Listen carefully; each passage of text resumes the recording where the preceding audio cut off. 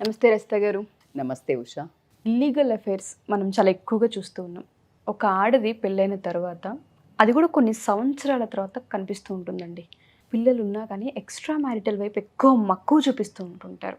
Main reasons ఏంటి అంటారు? అది తప్పు అని తెలిసినప్పటికీ కూడా అదే దారిలో వెళ్తున్నారు అంటే ఇక్కడ రీజన్స్ ఏమై ఉంటాయి అసలు? సో బేసికల్గా చాలా వీడియోస్ చేస్తున్నాం మనం ఈ మధ్య. దానికి చాలామంది లేడీస్ కానివ్వండి, జెంట్స్ కానీ, ఐ డోంట్ నో, నేను కమెంట్స్ చదివినప్పుడు చాలా అంటే గుడ్ రెస్పాన్స్ అనే చెప్పొచ్చు. కొంతమంది ఎన్ని రకాల అఫైర్స్ అని ఉంటాయి కూడా, దానికి ఎందుకు అంత మీరు అన్నట్టు ప్రాబ్లమ్స్ ఉంటాయని తెలిసినాక కూడా ఓన్ గ్రేవ్ అంటే ఒక మన గొంతుగా మనమే దవ్వుకుంటున్నామని పాపం తెలుసు. మరి ఎందుకు వెళ్తారు అంటే కొన్ని కారణాలు మనం పలుసార్లు చెప్పుకోవడం జరిగింది, చాలా చెప్పాం. బట్ ఈరోజు నేను ఒక కొత్త ఇన్సైట్లో, బికాజ్ నాకు ఒక చిన్న రీసెంట్ కౌన్సిలింగ్ వచ్చింది. అందులో ఆ రీసెంట్ కౌన్సిలింగ్లో ఆవిడ లైక్ ఫ్రమ్ డిఫరెంట్ విలేజ్, ఊరు నుండి వచ్చారు, డిస్ట్రిక్ట్ నుండి. అయితే భర్తకి విపరీతమైన వల్లమాలిన ప్రేమ చాలా బాగా చూసుకుంటారు. ఎట్లా అంటే కిరీటం పెట్టినంత. కానీ మొగ అధికారము, మొగ అహంకారము ఎక్కడ చూపించాలి? జనరల్గా మగవాళ్ళు బయట చూపించాలి. నువ్వు రాజు అన్నప్పుడు ఎక్కడ చూపిస్తారంటే బయట చూపిస్తారు. వచ్చిన తర్వాత రాణి దగ్గర ఎలా ఉంటారో, అసలు ఆ రాణి మందిరంలోకి రావాలంటే ఆయన అనుమతి వచ్చిన బ్యాక్గ్రౌండ్ నుంచి, అంటే భార్యని ఆ రకంగా తన ఏకాంత మందిరంలోకి రాజు రావాలన్నా కూడా దడేలమని రాడు, వస్తున్నా అని చెప్పి పంపిస్తాడు. అప్పుడే శృంగారించుకొని ఆవిడ రెడీ అయ్యి ఆవిడ చలికెత్తలు అట్లా వచ్చి ఆవిడను అంత అటెన్షన్ ఇచ్చి ఆవిడకు అంత రెస్పెక్ట్ ఇచ్చి, దాన్ని రొమాన్స్ అంటారు, దాన్ని శృంగారం అంటారు, దాన్ని వాల్యూ ఇవ్వడం అంటారు. అంటే అక్కడ తనకు అంత ఇవ్వడంతో తను ఎప్పుడైతే నీకు పడక సుఖంకి వచ్చే వరకు ఖచ్చితంగా పూర్తిగా సరెండర్ అవ్వడం జరుగుతుంది. ఇది basic concept of a life. ఇప్పుడున్న మనం జనరల్గా ఈరోజు నాకు ఆమె చెప్పిన ఉద్దేశంలో, నన్ను ఎంతసేపు ఒకటి కిచెన్లో అన్ని వాళ్ళకి బాధ్యతలన్నీ నేను బాగా చేస్తాను, అందుకని తను కూడా భర్తగా నన్ను బాగా చూసుకుంటారు, అంటే అన్ని ఇస్తాడు, అంటే కొట్టడము అట్లంతా ఏం లేవు. కానీ ఫిజికల్ వచ్చే వరకు అది ఒక పనిలాగా, నన్ను ఒక సెక్స్ ఆబ్జెక్ట్ లాగా, భార్య అంటే ఒక దానికి మాత్రమే పనికొస్తుంది, కిచెన్లో అండ్ బెడ్రూమ్లో మాత్రమే పనికొస్తుంది.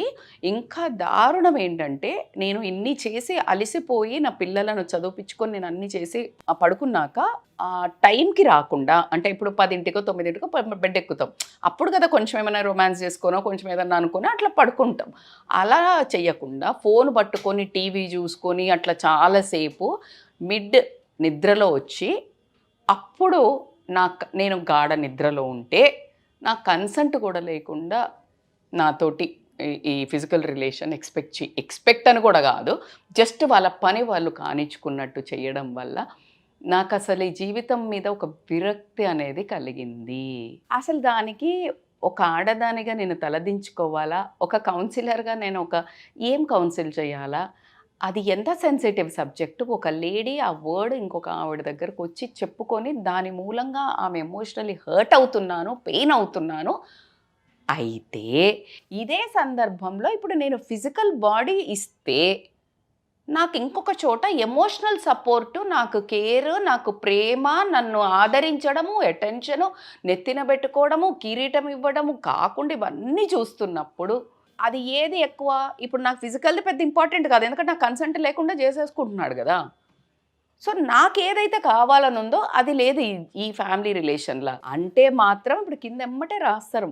అయితే మాత్రం బరితెగించి ఎవడిస్తే వాడు పోతుందంటే, అందుకే అంటున్నా, దానికి ఇది మంచి ఇది చెడు అని నేను చెప్పలేము. ఇది మంచి ఇది చెడు అని ఎలా చెప్తాం? ఖచ్చితంగా culture wise not at all correct. మరి ఏ కల్చర్లో రాసి ఉంది భర్త రేప్ చేయొచ్చు, భర్త భార్యను అలా ఒక సెక్స్ ఆబ్జెక్ట్గా చూడాలి అని ఎక్కడ రాసి ఉంది? మరి మీరే మాట్లాడుతున్నారు ఈ కల్చర్, మేడం మీరు చెడకూడదు కాదమ్మా. నేనేమంటున్నా, ఈ చిన్న వీడియో చూసి మీ ప్రవర్తనను మార్చుకొని శృంగారం అనేది ఏదైతే ఆ రొమాన్స్ అనేది ఏదైతే మీరు అనుకున్న సెక్స్ అనుకునేది ఆ 5 నిమిషాలు ఆ 2 నిమిషాలు ఫిజికల్ ప్లెజర్ కాదు, కిచెన్ నుంచి తీసుకుంటే బెడ్రూమ్లోకి వెళ్ళినాక నువ్వు చూసే విధానం, నువ్వు మాట్లాడే మాట, ఆమె మాట్లాడుతుంటే వినేటప్పుడు నువ్వు చూసే విధానం అక్కడి నుండి స్టార్ట్ అవుతుంది. అక్కడి నుండి అసలు రొమాన్స్, సెక్స్ స్టార్ట్ అవుతుంది, స్టార్ట్ అయిపోవాలి ఇక్కడ. బెడ్రూమ్లోకి మాత్రమే వెళ్ళి నువ్వు ముట్టుకొని ఫిజికల్గా పట్టుకొని నువ్వు ఇంకేదో చేసి లైట్లు బంద్ చేసేది కాదురా బాబు. అది అయ్యే వరకు దాని మీద ఒక ఎవర్షన్ వచ్చేసింది. ఇప్పుడు లేడీస్కి చాలామంది ఒక ఏజ్ వచ్చాక కూడా ఇప్పుడు ఏంది ఏజ్ అనే అంత తీసుకొచ్చారు. బేసికల్గా అది కాదు కదా. అసలు ఊరికే కూర్చొని ఇద్దరు కలిసి పక్కన కూర్చొని ఇట్లా పెట్టుకొని ఇట్లా ఒక ఆయన మీద ఇట్లా ఊరికే ఒరిగి ఆ సినిమా చూడటము, TV that is also called as a romance or sex man. అసలు అది ఒక నిమిషమే ఉండిపోద్ది. ఇది ఎంతవరకు ఇస్తుందో ఆ హ్యాపీనెస్, ఆ ప్లెజర్ మీరు చేసి చూసి నాకు కమెంట్ చేయండి. మేడం మీరు మరి డౌటే లేదు, నేను చాలా పర్సనల్గా వెళ్ళి మాట్లాడుతున్నా. ఎందుకంటే ఆ చిన్న ఆ పర్సనల్ ఆ బ్యూటీ ఒక్కటి, ఆ ఎమోషనల్ టచ్ తెలియక ఇప్పుడు నేను వీళ్ళని ఈ సంసారాన్ని పిల్లల్ని కన్నా కదా తెలుసో తెలియక కథ ఇట్లనే పార్టిసిపేట్ చేసిన, పిల్లలు పుట్టినరు, వాళ్ళని పెరిగినా ఇక గొడ్డు చాకిరి చేస్తున్నాం. ఈమె గొడ్డు చాకిరి చేస్తుంది, వండా పెట్ట. అది కాదు కదా. అసలు అన్యోన్యమైన బంధం ఏంటిది అని అంటే అసలు రాముడంతటి వాడే ఆ సీతను ఆ అడవిలోకి వెళ్ళినా అసలు వాళ్ళ రొమాన్స్ అంటే వాళ్ళు అలా చూసుకొని అలా పెడుతున్నప్పుడు అసలు ఒక్కొక్కళ్ళని చూసుకుంటుంటే అసలు అద్భుతంగా రచించారంట. వాళ్ళ ఆ శృంగారాన్ని వాళ్ళు రచించిన దాన్ని అసలు ఆమెను చూసుకునే తీరు కానీ ఆవిడ ఆయనకి అసలు అద్భుతం అంటది. అది అసలు మనం నా భూతో నా భవిష్యత్తు. మనకిప్పుడు చేసే దాని గురించి ఈ పాన్ వీడియోస్ చూసి పిచ్చిగా అడ్డమైన అన్నీ చూసి, లేకపోతే ఇట్లా ఉండాలి ఒక హీరోయిన్ని చూసో హీరోయిన్ చూసో ఐటమ్లు సాంగులు చూసో అది కానే కాదు కదా. సో ఇవన్నిటిని మీరు ఇట్లా సెక్స్ ఆబ్జెక్ట్గా ఒక లేడీని చూసి మీ భార్యను కూడా అట్లనే చూసే వరకు ఆ భార్యలో ఎమోషన్స్ చచ్చిపోయి ఎమోషనల్గా ఎవరైతే కనెక్ట్ అయ్యి ఇస్తారో విలువను, ఆమెకి నీకు ఫిజికల్ బాడీ ప్రైమరీ, ఆమెకి సెకండరీ. ఎస్, మనిషి ఎమోషనల్గా ఇప్పుడు ఫిజికల్గా పోతేనే చీటింగ్ కాదు, ఇల్లీగల్ అఫైర్స్. ఎమోషనల్గా కనెక్ట్ అయినా కూడా అది చీటింగే. మరి నువ్వు ఎవరు ఛాన్స్ ఇస్తున్నారు? హస్బెండే ఛాన్స్ ఇస్తుంది. అవునా కాదా? ఇప్పుడు నువ్వు హస్బెండ్ కంచె కడతారు రా తల్లి. ఇప్పుడు పొలాలు ఉంటాయి కదా, పొలాల్లో కంచె అంటారు. అంటే ఇట్లా ఒకటి కడతారు. ఎప్పుడు ఇంకొక ఎద్దు ఏమైనా వచ్చే తింటుంది నీ కంచెను, అది వీక్ ఉన్నప్పుడు. అవునా కాదా? ఆ వీక్ ఉన్న కంచె నువ్వు, నీ రిలేషన్ నువ్వు కూడా కాదు. ఆ రిలేషన్లో మరి నువ్వు కావాల్సుకొని ఏ మగవాళ్ళు చెయ్యర్రా బాబా. ఇప్పుడు నేను అందరి మగాళ్ళకు కూడా చెప్తున్నాను, ఖచ్చితంగా నాకు తెలిసి ఒక 15-20% అహంతోటి ఆ రూడ్గా చేసేవాళ్ళు ఉంటారు. 80%కి అవగాహన లేక, అవగాహనలో మనకేంటి, మనకు అసలు ఇదంతా ఏముండదు, మనం గొడ్డు చాకిరి చేసినామా, పాపం తండ్రులు భర్తలు పోయి సంపాదించుకొచ్చినామా, అసలు ఇక ఆడెవడనో బాస్ని ఇంప్రెస్ చేయడానికి, ఆ లాభాలు బిజినెస్లో కట్టడానికి పెట్టిన ఎనర్జీ ఈ సంసారాన్ని బాగు చేసుకోవడంలో 5% పెట్టకపోవడం వల్ల వచ్చే ప్రాబ్లమ్సే, కాన్సిక్వెన్సెసే. ఎప్పుడైతే భర్త భార్యతోటి అందులో 25-30% అసలు నన్ను అడిగితే ఆ రేషియో పర్సంటేజ్ ఇటు మార్చి అటు పెడితే ప్రొడక్టివిటీ అంతకంటే ఎక్కువ ఉంటుంది. ఎందుకంటే వెన్ ద పాజిటివ్ అట్మాస్ఫియర్, నీ భార్యకి నువ్వు ఇచ్చే అటెన్షన్ తోటి నీకు ఒక పాజిటివ్ ఎనర్జీ ఇస్తుంది కదా. నువ్వు బయటికి వెళ్ళి చాలా మనకు రాజులు ఇట్లా పెట్టి పంపిస్తారు. ఎందుకంటే ఆమె నిన్ను పంపించేటప్పుడు నా భర్త తిరిగి వస్తాడు, నా భర్త తిరిగి కావాలనే పాజిటివ్ ఎఫర్మేషన్తో పంపిస్తుంది. కాబట్టికే భూప్రపంచంలో ఆమె నీకు ఇచ్చేంత శక్తి, ఆమె నీకు ఇచ్చేంత పవర్ ఎవరు ఇవ్వరు. కాబట్టికే పెళ్ళి కాక ముందుకు తల్లి, పెళ్ళి అయిన తర్వాత భార్య అనే ఎదురురా, బొట్టు పెట్టు, నోట్లోకి పెరుగు చీనీ పెట్టు. ఎందుకు పెట్టారు? బికాజ్ ఆమె నీకు అంకితం అయిపోయింది, ఆమెని మంచి కోరుకుంటుంది, ఆమెకి నువ్వు బాగుండడం అనేది ప్రియారిటీ ఇన్ లైఫ్. నీ ప్రియారిటీ ఏంటి? నీ ప్రియారిటీ ఎంతసేపు బయట వాళ్ళని సాటిస్ఫై చేసి ఉన్న కోపం అంతా తీసుకొచ్చి ఇంట్లో రుద్దడము. ఆ ఇంట్లో రుద్దినప్పుడు ఆమెలో ఉండే నెగిటివిటీ, బాధ, ఎనర్జీ ఎవరి మీద పడుతుంది? ఇండైరెక్ట్గా భర్త మీద పడుతుంది. ఇప్పుడు నువ్వు భార్యకి ఇస్తున్నావు, ఇచ్చినప్పుడు ఆమె ఏమనకపోవచ్చు బాస్, ఏమనకపోవచ్చు, కానీ పిల్లల మీద పడుతుంది. అదే ఒక ఏమనకపోవచ్చు, కానీ ఆ ఎనర్జీ, ఆ దుఃఖము, ఆ డిప్రెషను, ఆ స్ట్రెస్ అదంతా నీకు నెగిటివ్గా మారడం జరుగుతుంది. నీకు తెలియకుండా ఆటంకాలు ఎదురవుతుంటాయి. నువ్వు ఉన్న ఎనర్జీని ఈమె మీద పాజిటివ్గా ప్రేమగా పెడితే బ్యూటిఫుల్ కొటేషన్. నువ్వు డబ్బు తీసుకొస్తావు, డబ్బు తింటావా రోజు ప్లేట్లో పెట్టుకొని? అన్నం వండేది ఎవరు? భార్య. నువ్వు ఇల్లు ఇస్తావు, అది హోటల్లాగా ఉంచుతుందా, మంచి గృహంలాగా చేస్తుందా? నువ్వు జస్ట్ కాపురం చేస్తావు, ఆవిడ ఎవరిని ఇస్తుంది? పిల్లల్ని. You are getting my point. నువ్వు ఏమిస్తే ఆమె దానికి 100% ఇస్తుంది. నువ్వు ఇప్పుడు ఏమి ఇస్తున్నావో నువ్వు చూసుకో. నువ్వు కష్టం ఇచ్చినవా 10 times కష్టం ఇస్తుంది. మరి వాలంటీర్గా ఇస్తుందా? ఇయ్యదు. విమెన్ శక్తి అట్లాంటిది boss. She has a energy.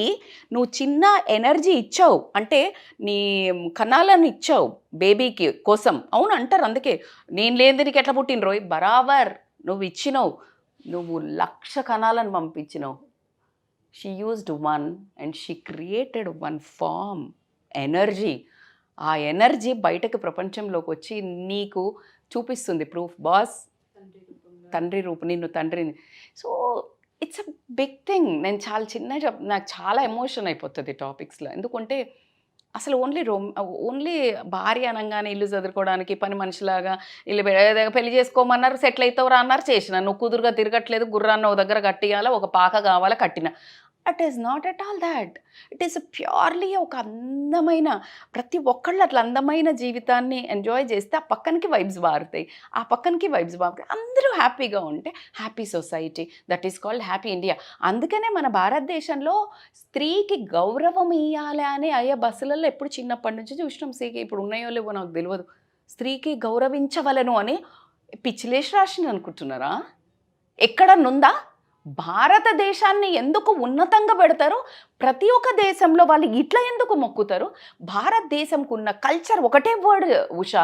What is the difference అంటే రెస్పెక్ట్ విమెన్ అనేది ఎక్కడ కంట్రీలలో స్లోగన్ కాదు. విమెన్కి సీట్ ఇవ్వాలన్నది ఏ స్లోగన్లో లేదు. విమెన్ ఇండియాలో ఉన్న వాళ్ళని చేతులెత్తి మొక్కాలని ఎక్కడ లేదు. మనకు వాళ్ళకి తెలుసు విమెన్ని గౌరవిస్తే దేశాన్ని గౌరవిస్తారు అని. అంత చిన్న లాజిక్ మిస్ అయిపోయినాం. ఎందుకు మిస్ అయినాము అంటే ఇప్పుడు ఇక మళ్ళీ నన్ను అండరేమో ఏమనంటే, అందరు సేమ్ అంటున్నారు కదా మేడం, విమెన్ సేమ్ ఎప్పటికీ కాలేరు, ఎట్లయితారు? నేను ఎట్లా అంటే మేడం మెన్ తక్కువ బరాబర్ చేయను. They have their own way respect. That men can go directly రాత్రి 10ంటికి 12ంటికి 1 గంటకు పోతున్నా ఎవ్వడు బ్యాడ్గా చూడడు, టెన్షన్ లేదు. అదే విమెన్ పోతుంటే ఎంత స్ట్రెస్ క్రియేట్ అవుతుంది.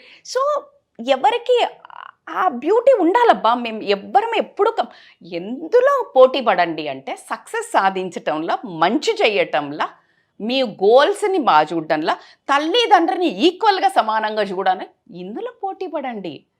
And don't compare with men and women ఈక్వలా. నేను ఎవరూ ఎక్కువ కాదు, ఇద్దరూ సరి సమానమే, ఇద్దరూ 2 ఎడ్ల బండి. మన భూప్రపంచంలో మంచిగా పంటలు పండాలా మంచిగా అంటే 2 ఎడ్లు ఉంటేనే పండుతుంది. లేదు మేడం 1 ఎద్దు మీద తీసుకెళ్తున్నారు, బట్ వెనక నాగలికి మొత్తం పండ్లు ఉంటాయి కింద అంటే అది కుటుంబం. ఇట్ హ్యాస్ ఇమ్మెన్స్ అసలు examples I can give. But ఫైనల్గా ఐసే మ్యూచువల్ కన్సెంట్ తోటి ఫిజికల్ రిలేషన్లోకి భార్యను కూడా అంతే గౌరవించి కనుక మీరు ఎప్పుడైతే తన ఇంట్రెస్ట్తో వాల్యూ ఇస్తారో ఆ రిలేషన్ ఇట్లాంటి అవకతవకల నుంచి బయటపడుతుంది, ఇలాంటి అవ్వకుండా జరుగుతుంది. At the same time supreme court మన కోర్టులలో కూడా భార్య కన్సెంట్ లేకుండా ఫిజికల్గా ఇట్లా ఫోర్స్ చేస్తే అది రేపు కింద కన్సిడర్ చేయడం కూడా మనకు తెలిసింది. అంత బాధాకరమైన విషయం చేయండి అంటే ఎంతమంది అండర్గో అయితే ఆ జడ్జిమెంట్ వచ్చి ఉంటుంది మీరు గమనించండి. వీఆర్ నాట్ టేకింగ్ ఏమైనా గివే చేస్తారా అంటే అరే భయ్ అది పెద్ద జడ్జిమెంట్కే వచ్చింది. It's a big topic. So భార్యకి వాల్యూ ఇవ్వండి. భార్యతో మీరు ఫిజికల్గా వెళ్ళేటప్పుడు కన్సెంట్ తీసుకోండి. కన్సెంట్ అవసరం లేదు అంటే అసలు కన్సెంట్ అవసరం లేనట్టు అంత ప్రేమ చేయండి. అంత ప్రేమ చేసినప్పుడు ఆ మనస్సును మీరు నొప్పించకండి. నొప్పించినప్పుడు అది అసలు వాళ్ళకి వాల్యూ కానప్పుడు వాల్యూ కానిది ఎక్కడైనా ఇచ్చేస్తారు కదా. సో కాబట్టికే మీ జీవితం ఖచ్చితంగా మీ ఫ్యామిలీలోనే మీ భార్య దగ్గరే ఉంది. మీ హ్యాపీనెస్, మీ ఇద్దరు హ్యాపీగా ఉంటే ఒక టీం అయినరు అనుకో, మొత్తం గెలుపు మనదే. అంటే పిల్లలు మన మాట వింటారు. సో కాబట్టికే become 1 team, be a happy beautiful wife and husband family అని మాత్రం చెప్తాను. వండర్ఫుల్ నరేషన్, చాలా బాగా ఎక్స్ప్లెయిన్ చేశారు. చాలామంది ఫ్యామిలీకి ఎస్పెషల్లీ భార్య భర్తలకి ఈ వీడియో చాలా హెల్ప్ అవుతుంది, ఇంపాక్ట్ని క్రియేట్ చేస్తుంది. థ్యాంక్ యూ రస్తా గారు. Thank you so much Usha.